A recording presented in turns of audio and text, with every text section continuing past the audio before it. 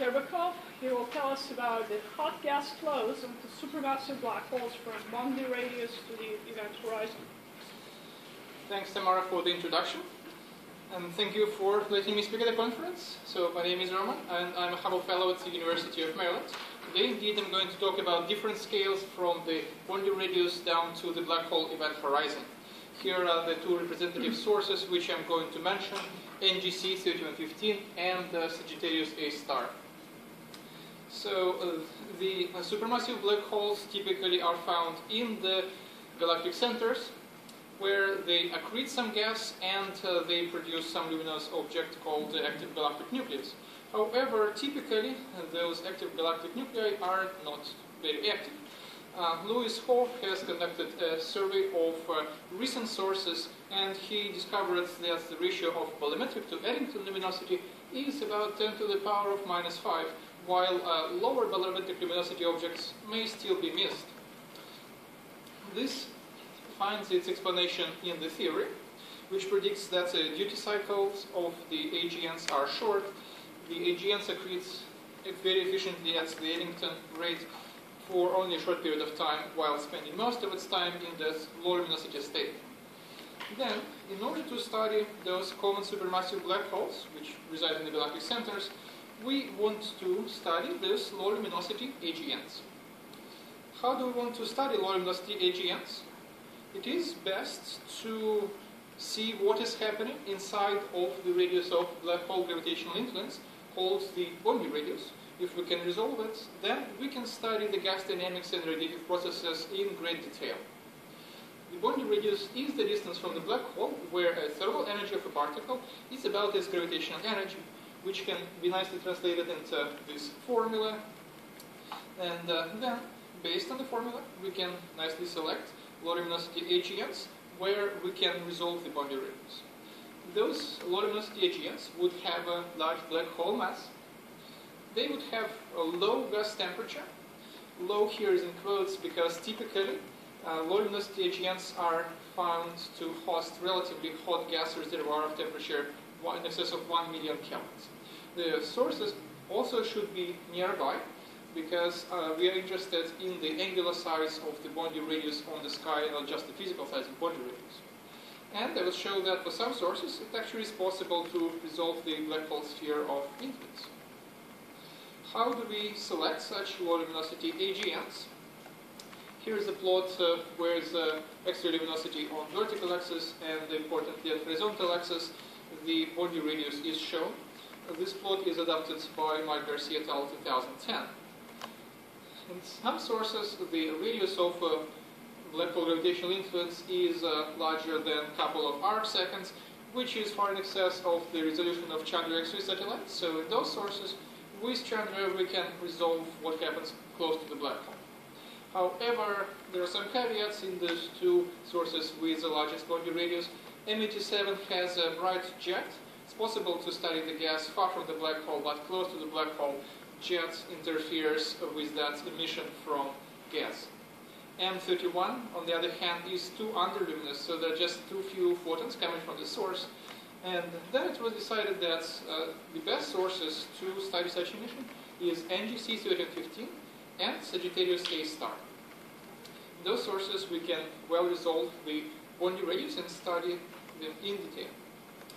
Also, in addition to the X-ray, we can study the sources in the optical, which helps a lot, and I will show you in a bit how it helps. What are the fuel sources in low luminosity AGNs? First, we have the mass loss from stars in nuclear star clusters. The supermassive black hole naturally hosts nuclear star clusters around them. These clusters can be of different ages. The young clusters would produce quite intense winds, while the old stars would produce quite weak winds plus the planetary nebulae. But in any case, regardless of age, the mass loss can be large enough to sustain the observed level of low luminosity AGN activity. Other source of matter is stellar tidal disruptions, as extensively discussed at the conference. Some stars in these nuclear star clusters can get too close to the black hole, and then the black holes tear the stars apart and feed over that huge amount of material over quite long periods of time, so that in many low luminosity AGNs that remnant gas may still dominate the accretion which we see today, but it was estimated to be for a relatively small batch of sources. Also, large AGNs are fed by gas descending from large radii. This would be some molecular gas, what we call gas reservoirs. However, if that process was to happen in low luminosity AGNs, then we would not see them as low luminosity AGNs, because there would be too much mass falling into the black hole and the AGNs would be brighter. What are the energy sources near low luminosity AGNs? First, we would have a stellar winds feedback. It happens when the stellar winds provide enough energy, and when the stellar winds are expelled with respect to stars, they collide, they heat it. Also, the stellar motions impart some velocity to winds, and because stellar motions are largely random, then we would have the same process of stellar winds colliding and gas heated up to the very low temperatures. Here's a nice simulation of Sagittarius A star region by Poppy et al., which shows the stars moving around and the winds colliding and doing something. Also, in the sources such as NGC 1315, the supernova feedback may be quite important. Even at old stellar age, we would have substantial amount of Type 1a supernovae which could effectively heat the gas. Just to demonstrate how effective this heating could be, I have converted this heating into the characteristic wind velocity, which stellar winds would have in order to match this supernova energy contribution. And that stellar wind's velocity appears to be about 500 kilometers per second, which is even larger than the dispersion velocity in those low luminosity AGNs.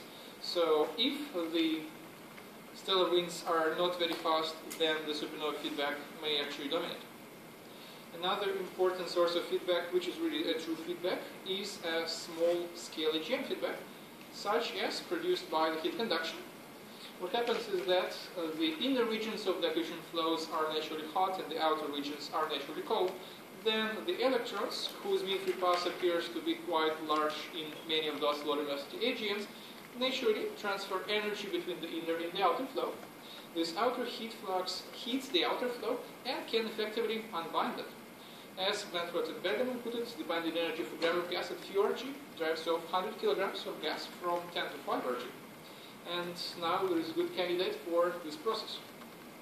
Convection also takes place in the sources, but it appears that in case of tangled magnetic fields and in case of relatively large mean free paths, the conduction is stronger than convection. And I know that some people are now working on numerical simulations of the sources with conduction.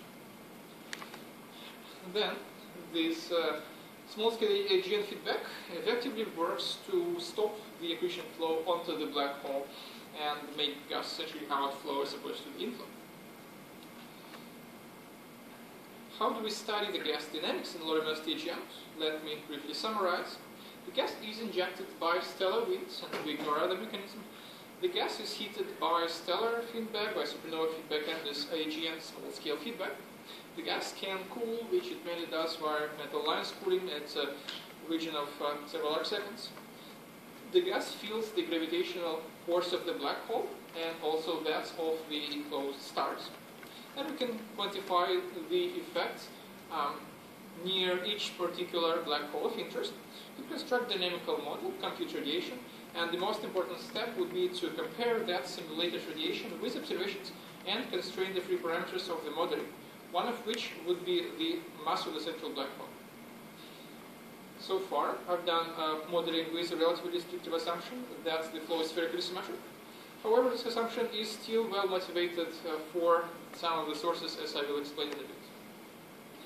So let me now concentrate on modeling of this particular source, which I like, NGC 3115. I'm going to model it at the Bondi radius, which is about 10 to 5 Rg. For that source, there was 1 megasecond Chandra X revisionary project recently conducted. So NGC 3115 is the S0 galaxy at a distance of 10 megaparsecs. Its mass was estimated from the stellar orbits and the studies in the optical to be about 1 billion solar masses. So this apparently is the closest billion solar mass supermassive black hole. The gas is not very hot with temperature of 0.35 keV, which corresponds to the Bondi radius of about several arc seconds. There is absolutely no bright X-ray AGN or jet in the center. However, the radio flux was recently observed from the source, and the flatness of the spectrum indicates that it is probably coming from some very, very big AGN. Let me show you how this Bondi region looks like in the optical on the left and in the X-ray on the right. In the optical, we see massive old nuclear star cluster, which provides those stellar winds or planetary nebulae that those sources of mass collide and the gas is heated up to the X-ray temperature, and that's indeed what we see in the X-rays. We see that there is some diffuse X-ray emission, plus there is emission from the point sources, which we need to deal with as well. How do we construct the dynamical model of gas flow? We can get the inputs for the dynamical model directly from the optical studies.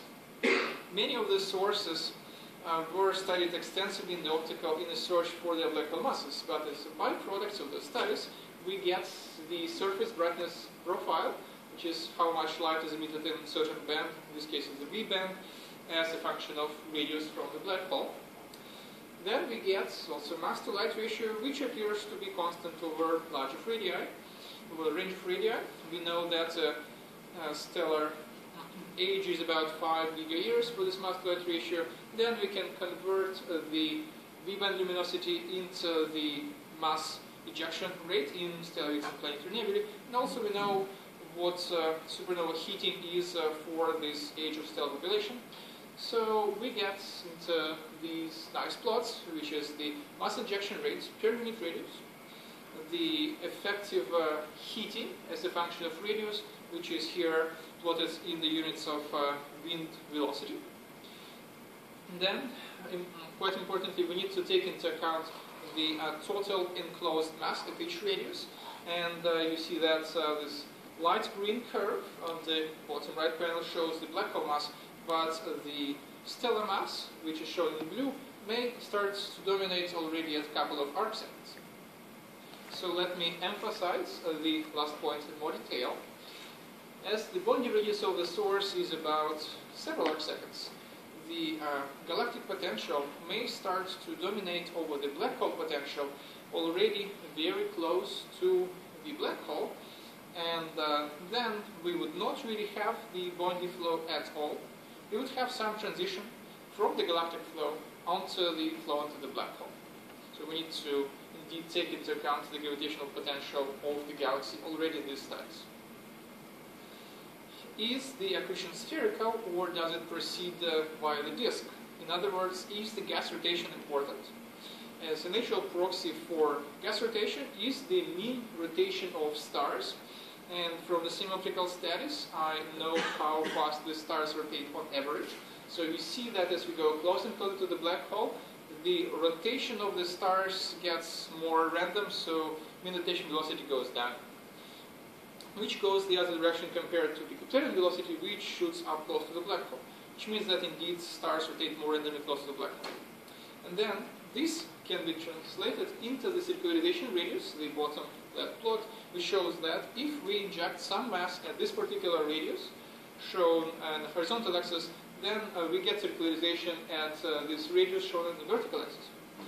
So if the gas is injected at around 1 arc seconds, then it has about 2 orders of magnitude range in radius to circulars. And then we would have substantial radial range where the flow would be somewhat spherically symmetrical. So how do we compute emission from gas? Well, the gas temperature is in excess of 1 million kelvins. Then the gas would emit X-ray continuum plus quite strong lights, and those would be iron L lines and oxygen lights, which are emitted around 0.6 to 0.9 keV. So I compile a state-of-the-art spectra based on the atomic database 201. And here are some results, which show in blue the total spectrum extracted within 6 arcsecond distance from the black hole. And well, there are various contributions which sum in order to explain the spectrum. The contribution which is most dominant at high energies above 2 keV is low mass X-ray binaries. They have a power law spectrum. Also, you have contribution from cataclysmic variables and active coronal stars, which have some power law plus a thermal spectrum, but this is a somewhat subdominant contribution shown here in green on the plot. You will see that at low energies around, say, 0.8 kiloelectron volts, the hot gas would provide most of photons. And we model these sources self-consistently, and we are able to get some constraints on what gas emission is. So how to deal with Chandra X-ray data in order to better fit the observations, in order to get the most out of our limited observations? First, it's possible to extract spectra in the entire spherical region, just as I've shown now. However, this leads to the loss of spatial information, so we don't know where each photon is emitted, we just know the cumulative spectrum over the entire region. So this is not as good. It's possible to extract a surface brightness profile. However, this messes up the photons at different energies, which all go into a total number of counts, so that soft photons from gas may be messed up with these hard photons from low mass X-ray binaries. Well, then we naturally arrive at this option number 3, which is to extract spectra in a set of concentric annuli, which allows to retain both the spatial and the spectral information. And here's the set of annuli within which we extract the X-ray spectrum from. And then within the model which I have compiled, it's possible to jointly fit those set of spectra and get the constraints onto the model parameters. I skip most of the modeling and the actual equations. I show you only the results. We're able to reach quite good reduced chi-squared. The density profile shown in the top right mostly behaves as radius to the power of -1, which is somewhat shallower compared to the Bondi profile, r to the power of -1.5, and this immediately leads to a much lower accretion rate compared to what was thought before. Then the electron temperature naturally is higher than the ion temperature, and that is because this heat conduction naturally heats the electrons, while then they, via the Coulomb collisions, heat the ions. So the stagnation point, or the point within which the gas flows into the black hole, is located in different models between 0.3 to 1 arcsecond, which justifies my approach of spherical symmetry or of a non-rotating flow. So that's basically we have quite a large range of the flow where it does not circularize. However, too much stellar winds are produced and a lot of gas outflows from the region. The holy grail of the studies of the AGN was to tap onto the black hole mass, and this method provides a potentially independent way to estimate the black hole mass in the source. I have compiled a number of models with different black hole mass. For each set of models was keeping the black hole mass fixed and was fitting for the other parameters. Such modeling favors relatively low black hole mass. I did not go below 0.7 times 10 to 9. However, even lower values are favored by the M-sigma relation. So maybe the black hole in the system is supermassive, or really overmassive. Well, maybe it's possible to revise these optical black hole mass estimates, but probably first I need to deal with the dynamical modeling in a better way. And currently the 2D hydro simulations are underway, and probably in half a year we'll be able to provide more realistic dynamical models and fit for the black hole mass and maybe put some realistic constraints. Let me now switch gears and discuss the modeling of gas falling onto Sagittarius star black hole. And I'll mainly focus on the plug-in region, which happens to be near the black hole. But, here is the Sagittarius star black hole located in the center of our Milky Way galaxy. Stefan Giddison, who gave a talk at the beginning of the conference, have shown that black hole mass is about 4 times 3 times 10 to the 6, and the distance to the galactic center is about 8.3 kiloparsecs. The source is dramatically underluminous with the total volumetric ratio of 10 to minus 8. So the source SED is quite unusual. If you deal with AGNs, that it looks quite different from a typical AGN, but this is voluminous AGN. So the source is peaking in the sub-millimeter, around 500 gigahertz, and that peak emission is thought to be produced close to the black hole. How does this happen? Well, the electron temperature and magnetic field increase steeply towards the black hole, and so is the synchrotron emissivity and the peak frequency.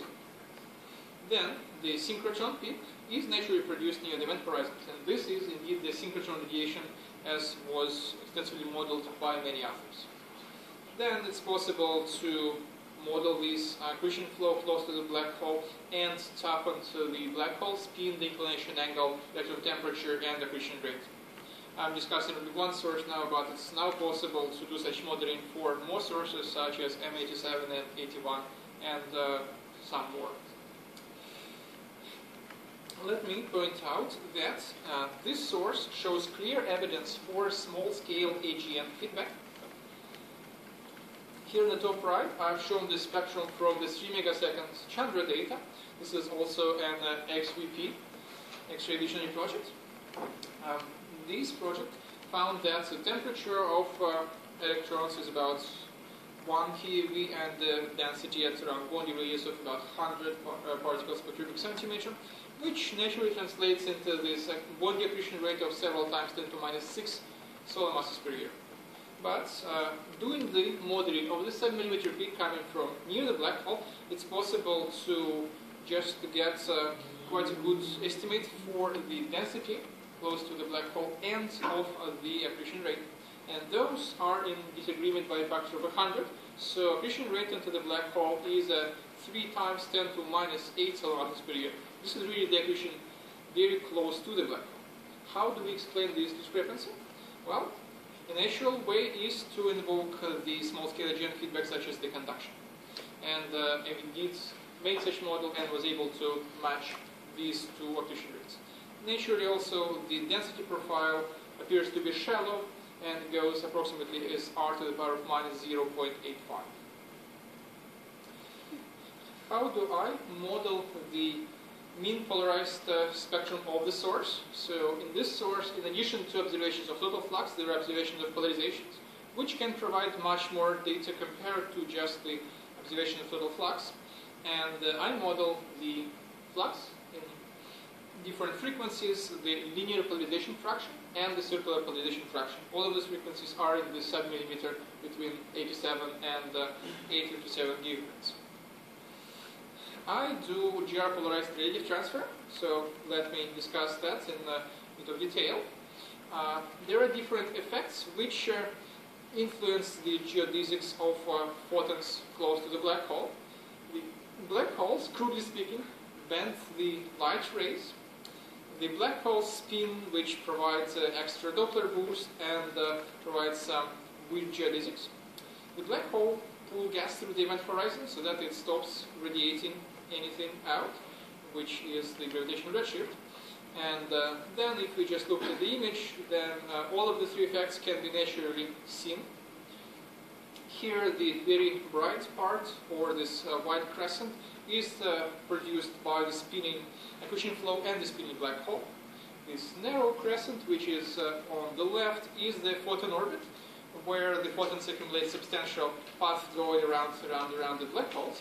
And the most mysterious region is the black hole shadow. That's where the Doppler boosting is relatively weak, and that's where the matter rushes through the event horizon. So there is now Event Horizon Telescope, which tries to extract useful information based on that and just to directly observe this image. That happens when we zoom in to the black hole. No. All right. So what does my code does? This is a GR polarized radiative transfer code called Astro-GR. It does a ray tracing effectively, I solve for geodesic equations starting from some picture plane and solve the equations of for intensities from the black hole back to the picture plane. The procedure is outlined in some recent work. I have incorporated all propagation effects for polarized radiation. There are some non-trivial birefringence effects, such as Faraday conversion, Faraday rotation. So I implemented, testing the code. It was able to fit Sagittarius A star GR polarized spectrum with that. So what does polarization do? If we are just concerned with the total flux, then say we have effectively 1 bit of information on each geodesic. But if we include polarization, then each photon can be in very different states, and we actually observe this polarized spectrum of Sagittarius A star, then we can potentially get 4 times more information if we consider the polarization. Just like Sasha just mentioned, this work is based on 3D GRMHD simulations. So these are relatively old simulations by Penn et al. 2010, and we ran something very similar for this work. So simulations have no cooling. They start from relatively weak mean magnetic flux. The work assumes constant ratio of proton to electron temperatures. I performed fully self-consistent radiative transfer post-processing, and I was able to fit the time-averaged observed spectrum with this time-averaged simulated spectrum. Then I was able to make some conclusions on the black hole spin, inclination angle, ratio of temperatures, and accretion rate.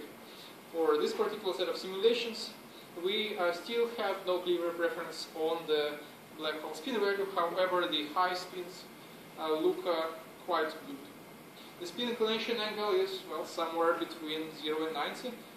The models favor values around 45 degrees. Interestingly, the electron temperature was constrained quite well and did not depend on the spin in the best fitting models. And it was about several times 10 kelvins. Even though this is electron temperature, it's also possible to extend such modeling to the quasi-thermal spectra, and this would be the characteristic electron energy of about gamma of about several. So energy is several times me dot c squared. The accretion rate in this model is several times 10 to minus 8 solar masses per year. Let me now discuss the modeling conducted with the latest state-of-the-art numerical simulations just discussed by Sasha, which are the math simulations or the magnetically choked simulations. And first I want to mention that this is the natural state of the black hole accretion.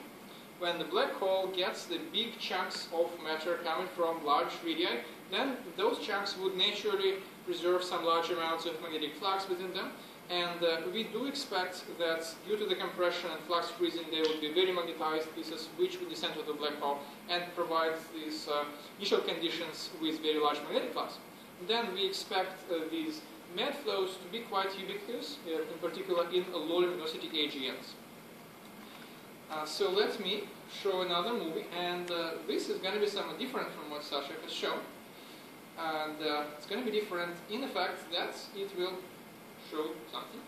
Okay. It shows. It should show the quasi-periodic oscillations, which are manifest as the wobbling of this jet. So you will see that jet effectively dances back and forth with a period of here around 1 second. And well, these are the true quasi-periodic oscillations, which are seen quite frequently in this type of simulations. How do we explain this process? Okay, where's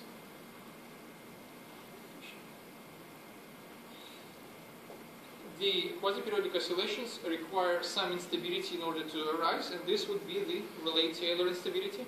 Effectively, the light magnetic field lines preserve heavy pieces of matter to go onto the black hole. And then the heavy over light produces the instability, and eventually there are streams of matter which push through the magnetic field lines and form the spiral arms. This whole pattern moves at a period of about 70 to 100 M for this particular spin, which corresponds to a 30-minute period for Sagittarius A star. Then I can simulate the light curves, and that's what I see. I see the quasi-periodic oscillations. However, they are at a level of 5%, so it's not very easy to observe. They are the easiest to observe at 30 gigahertz. At 87 gigahertz, which is produced relatively far from the black hole because of the optical depth effects, the oscillations are going to be suppressed. At high frequencies, you would think it's going to be easier to observe, but no.